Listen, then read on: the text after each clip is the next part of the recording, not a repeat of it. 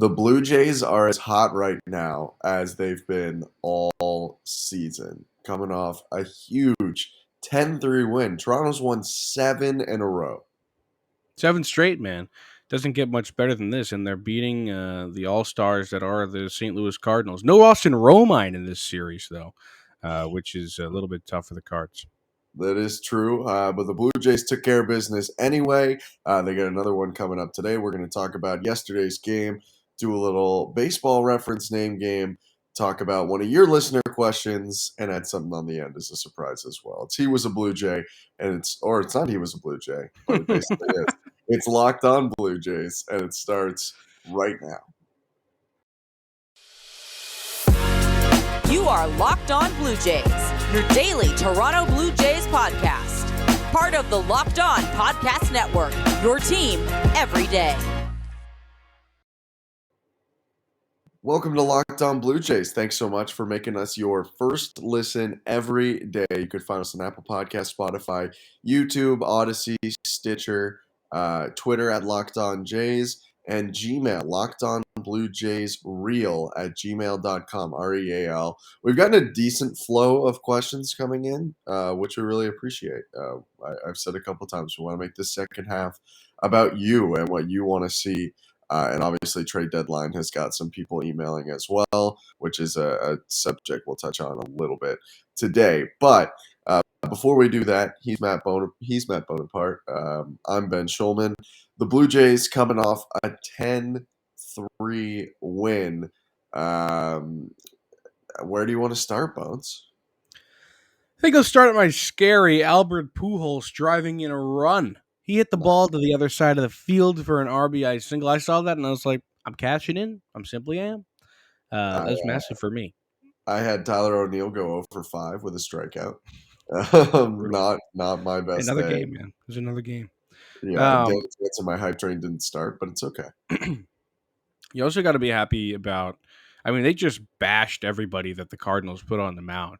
From Andre Palante to Jordan Hicks to Junior Fernandez. They put up at least 3 runs on everybody except for TJ McFarland. So, the offense was fantastic today, so you got to praise them as much as you knock them. We knock them quite a bit when they're bad, so we must praise them today.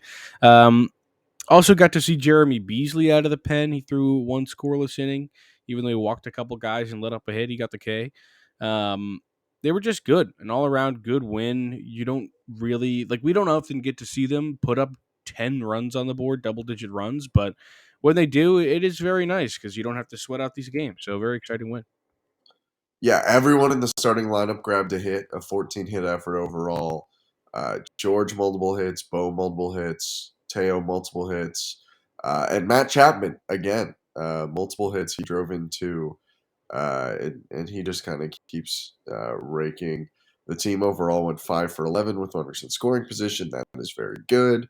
Only left 5 on despite the 14 hits and 4 walks. That is very good.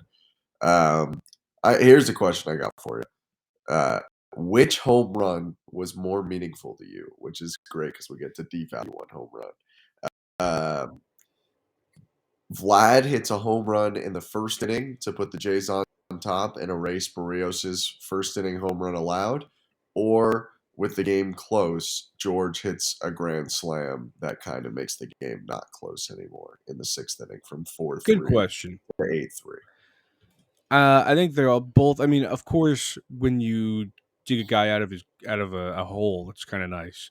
But I'm going to go the grand slam because it just blew the game wide open, and you didn't really have to worry from that point on. It was still a game, but they were up big after that. So I'll go grand slam.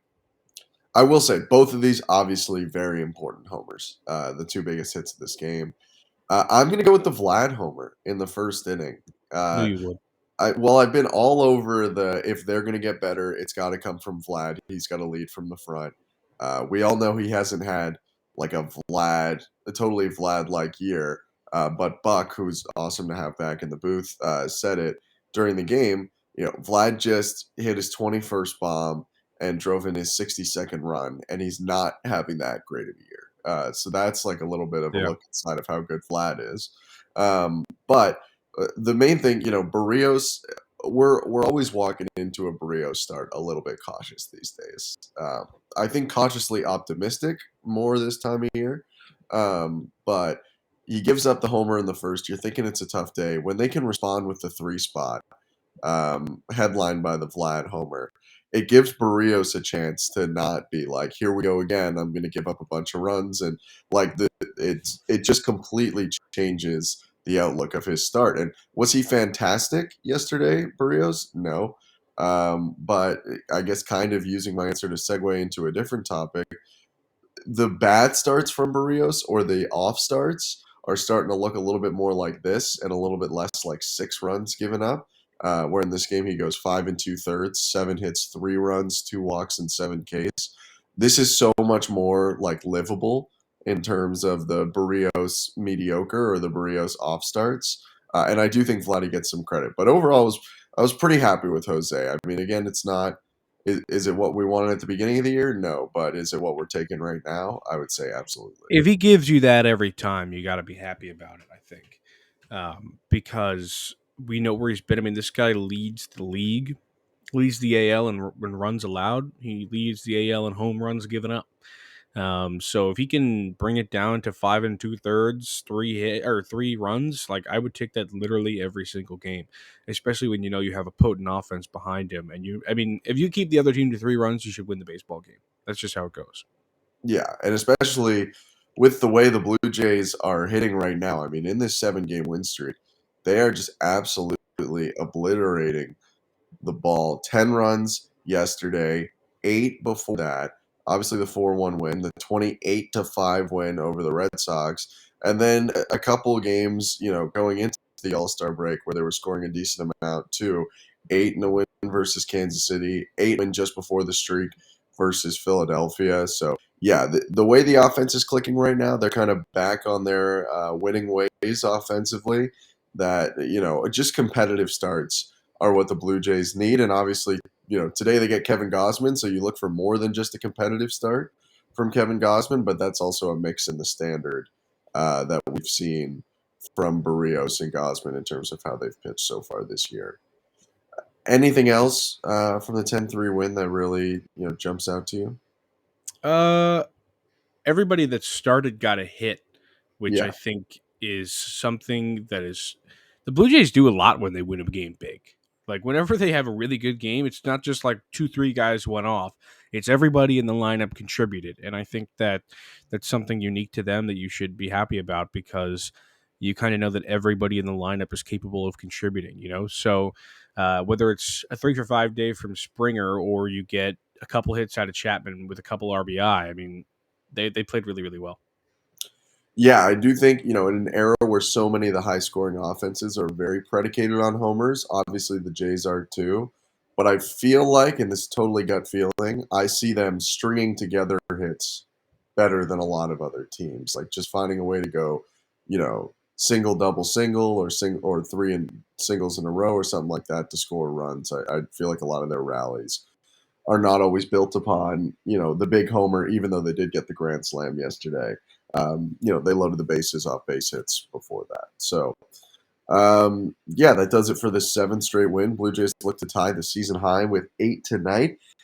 Coming up next, we're going to have a return of the baseball reference name game, which we haven't done in a while.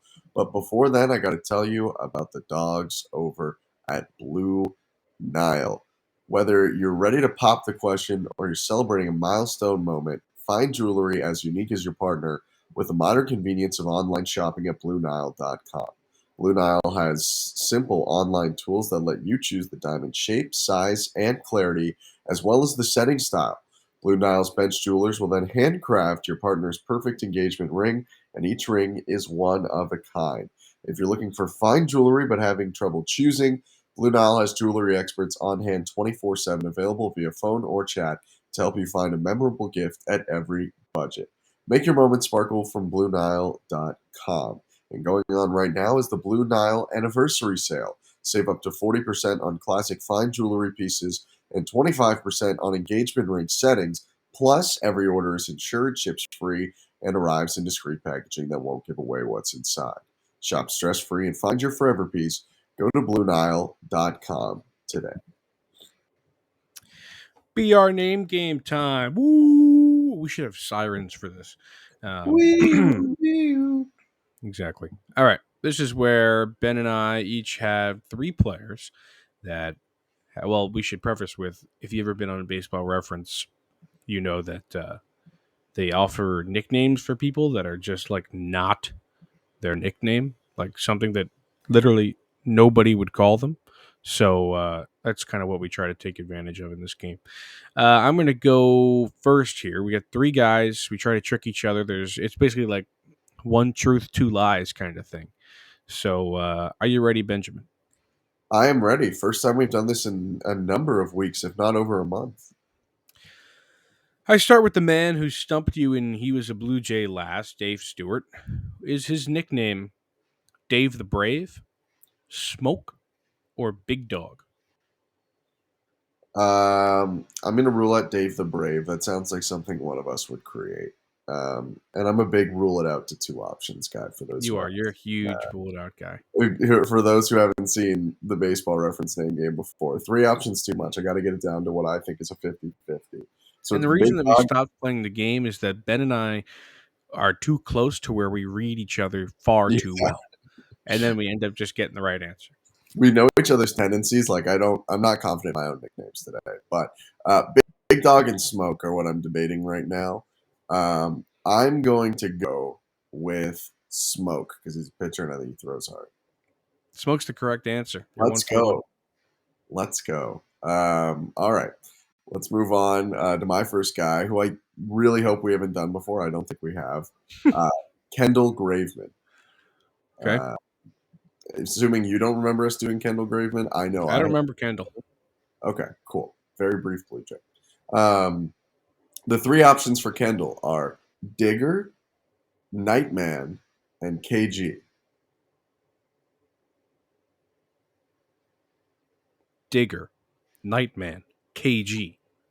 Nightman? What is he, an Always Sunny? Nightman? No shot he's Nightman. I'm going Digger. Digger is correct. He is not the shot to be Nightman. He is not the opponent and fighter of the day, man, unfortunately. That was absurd. I did fall asleep to a Sunny episode yesterday, so I was like, I'll just throw Nightman in there. He did pitch around the time of Sunny, so like someone should be the Nightman. We got to figure out who the Nightman is. Okay, we'll deem somebody the Nightman. Okay, my next one is Joe Smith. Joe Smith. He was a Blue Jay from. Hold on, give me a second. Yeah, I don't think I know Joe Smith. Joe Smith was he was like known as like a Cleveland player and then also an Angel for a couple of years. He was a Blue Jay for 38 games in 2017. This is like he was too bad to be he was too not too bad. I don't want to say that. Well, he was pretty good. Oh, okay. Well, then it was Ben. Actually, never mind. He's like not that good. I remember him better than he was. He had a good chunk of his career, and then he's still playing. He's on Minnesota now. Anyway, wow. Brutal for me. Joe Smith, is he Submarine Man, Sidewinder, or Gravel Grabber? Submarine Man, Sidewinder, or Gravel Grabber. So I'm gonna guess he's a Submarine Side Armor. Submarine Man. What was the middle one? Sidewinder or Gravel Grabber? Submarine Man is so on the nose, like there's just been too many submarine guys where even in the uncreative world of sports nicknames, I'm going to rule out Submarine Man. So I got Sidewinder and Gravel Grabber. Gravel Grabber is almost like too creative. So I'm going to go Sidewinder. Sidewinder's correct. Let's go. I thought I was going to get you with Gravel Grabber. That was a good one. Gravel Grabber is a good one. It was too good. That was the problem. I knew you would. Brutal. No offense to athletes, but I think they pick nicknames very quickly and not with that much writing behind it. All right, I'm 2 for 2. You're 1 for 1. Let's see if you can keep it going. I got Ben Revere, 2015 rental, hit leadoff for the Jays and played left field. Three options are Revy, Pocket Rocket, and Big Ben. There's no shot. It's Revy. What is Revy? Like Revy? That's how I spelled it. Well, it could be Revy. Oh. And then Big Ben, he wasn't big. He's a very small guy. Who wouldn't call And him Big Ben? And Pocket Rocket? Can you explain why it would be Pocket Rocket? Pocket rocket, meaning very small but very fast. So like not a big rocket, but pocket rocket.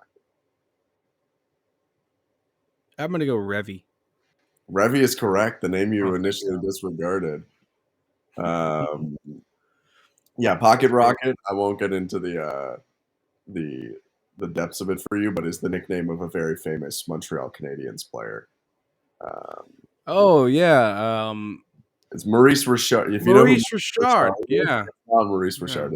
It's his brother. But His brother. His brother. I knew he's like that. the Bill Russell of hockey. He won 11 Stanley Cups, I believe. Wow. Or That's a lot of no, Stanley Bill won Cups. 11. Maybe he won 9. I don't remember exactly. We'll That's look it bad. up later. Canadian, but it's okay. All right, my next one is Brett Anderson, who would have been a fantastic. He was a Blue Jay if I didn't use him in this game because he played from 2009 to 2021 and had just half a season in Toronto in 2017 where he made 7 starts and was brutally bad. Is Brett Anderson's nickname Dawn, Noon, or Dusk? I always like to throw one of these in where it's like 1 for 3 chance.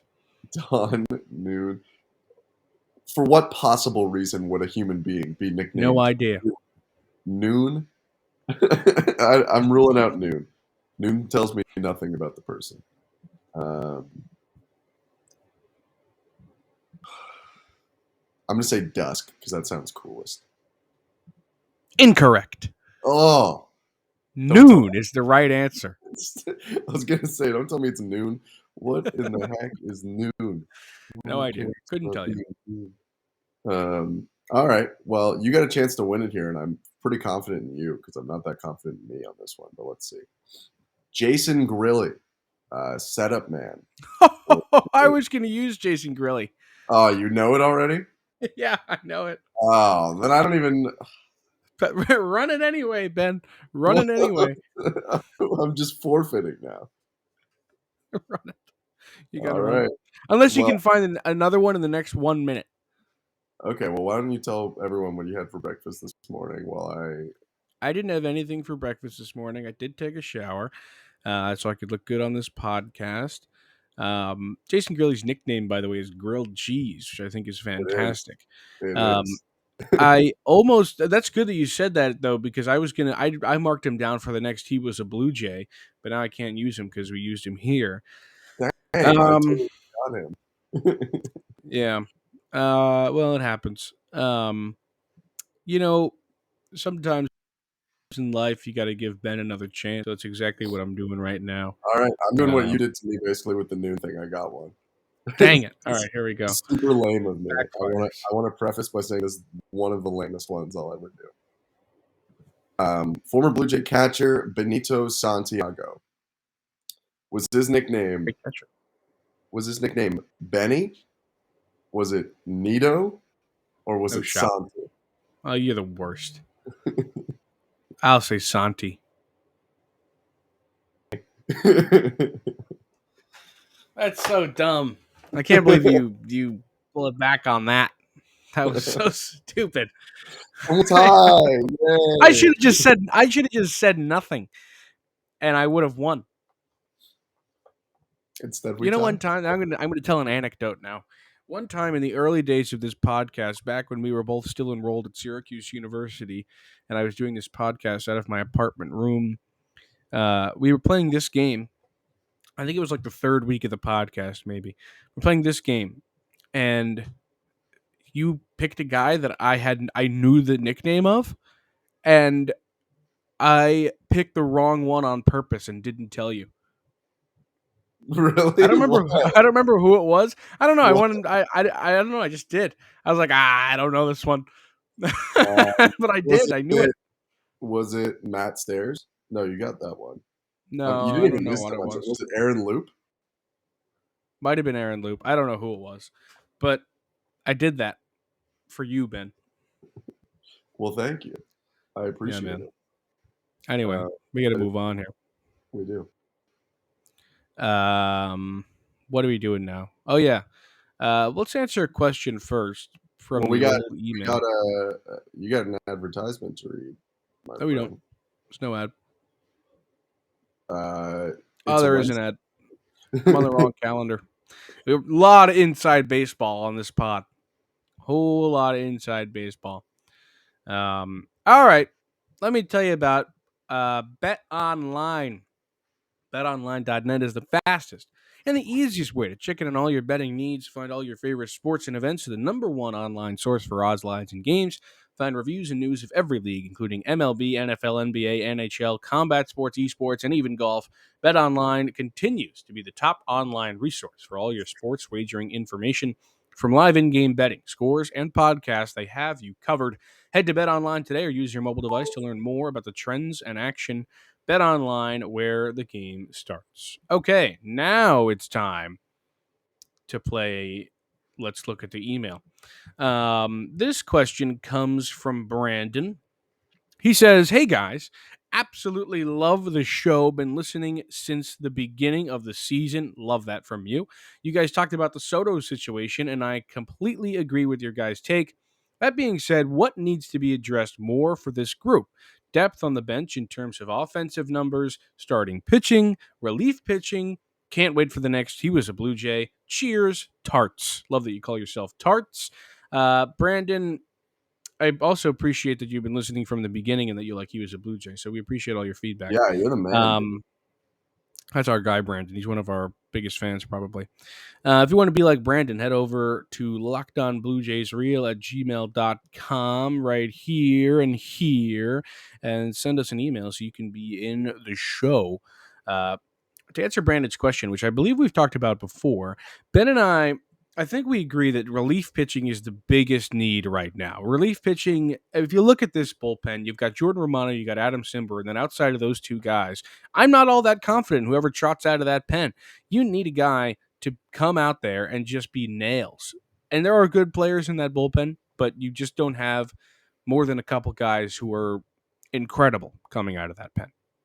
Yeah, I like Jimmy, and I'm cool with Phelps, and I'm sure there's one or two other names that I might be forgetting. But yeah, I think reliever's the main priority. It's the cheapest and easiest thing to address. A lot of people are on the trail of the Cubs guys, but they're available. I mean, I saw Jeff Passan wrote an article that a lot of people are trying to package multiple Cubs guys together. So maybe you do get like an Ian Happ and David Robertson, which would be sick.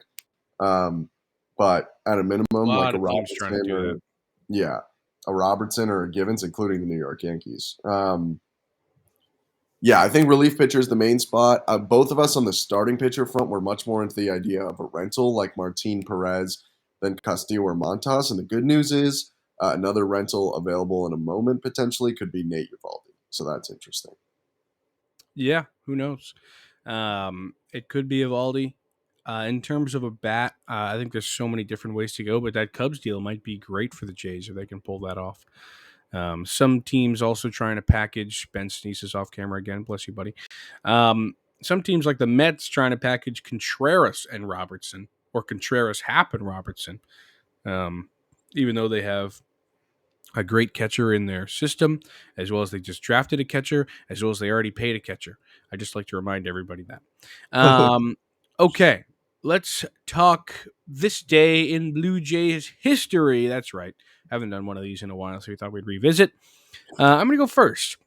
Okay. This is a game that the Jays played in Seattle, so there were likely many more Blue Jays fans in attendance than Seattle fans. It comes from 2009. And it was quite the pitching matchup coming into this Monday night. Ricky Romero on the bump for the Jays, who was the ace at the time, against Felix King Hernandez. So ace versus ace here. And the Jays absolutely won this battle. 11-4 in the win. Hernandez gave up 7 earned runs to raise his ERA to a 2.79. Romero wasn't spectacular. 6 innings, 10 hits allowed, 4 earned, but he does get the win in this game. The Jays bring in Jesse Carlson, Scott Downs, and Dirk Hayhurst to finish this one, and some great names on both lineups. For the Jays, you get a 4 for 5 Marco Scutaro. Aaron Hill's there. Adam Lynn's there. Scott Rowland is there. Obviously, you have Vernon Wells, Alex Rios, Lyle Overbay. But you also get a 3 for 5 with 3 runs scored, Rob Barajas, and a 2 for 5 Joe Inglet in the 9 hole. For the Mariners, you had Suzuki, Gutierrez off the front, which was kind of their 1-2 punch for a while. People forget how good Franklin Gutierrez was at that point in the season, a 300 average, 817 OPS. And then you had the old man himself, the kid, Ken Griffey Jr., in the 3 spot. He went 1 for 5. Chris Shelton behind him, Jack Hanahan behind him, Chris Woodward, the current, I don't want to say that he's a bad manager, but he's the manager for the Texas Rangers. Michael Saunders playing for the Mariners at this point, which is pretty interesting because he would then go to Toronto and become a formidable Yankee killer and an all-star. So some very great names in this game as the Jays win it, like I said, 11-4. Yeah, and we were thinking somewhat along the same lines in multiple ways, because I'll just go 365 days later to July 27th, 2010. At this point, the Blue Jays are at home. They're taking on the Baltimore Orioles, and guess who's on the mound? Ricky Romero on the bump for the Jays. This isn't ace versus ace, though. It's ace versus Kevin Millwood, so have fun with that. And the Blue Jays felt the same way because they touched up Millwood for 10 hits and 5 runs in 5 1/3 innings, go on to win the game 8-2. And the big story from this game, it wasn't Vernon Wells' RBI double. It wasn't, a 3-hit day from Fred Lewis and Yunel Escobar at the top of the order. It was the fact that Lewis scored 3 times and Escobar scored twice, because Jose Bautista went 4 for 4 in this game with 5 RBIs. It was a 2-homer night for Jose, who on this day in 2010 became the first guy in the majors to get to 30 homers. And he would end the year with 54 home runs that year, famously leading the league. And just a fun game overall. Joey hit a 3-run bomb in the first and then a 2-run bomb in the 8th. And, this is, I kind of like this time because this is, you saw the seeds. This is a struggling Edwin Encarnacion who's playing third base for the Jays instead of first, and is eventually going to make the switch across the diamond and become like an absolute masher.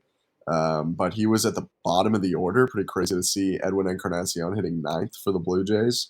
And then, Aaron Hill involved, Overbay, John Buck, the usual suspects. But Ricky, by the way, I should mention, was dominant in this game. Goes 7 2/3, strikes out 8, gives up 2 earned runs, and Scott Downs comes in to finish off the win, just like your game. But an 8-2 win and a Joey Bats 2-homer game.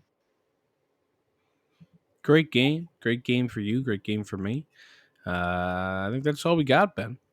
That is. That does it for this episode of Locked On Blue Jays. Appreciate you making us your first listen.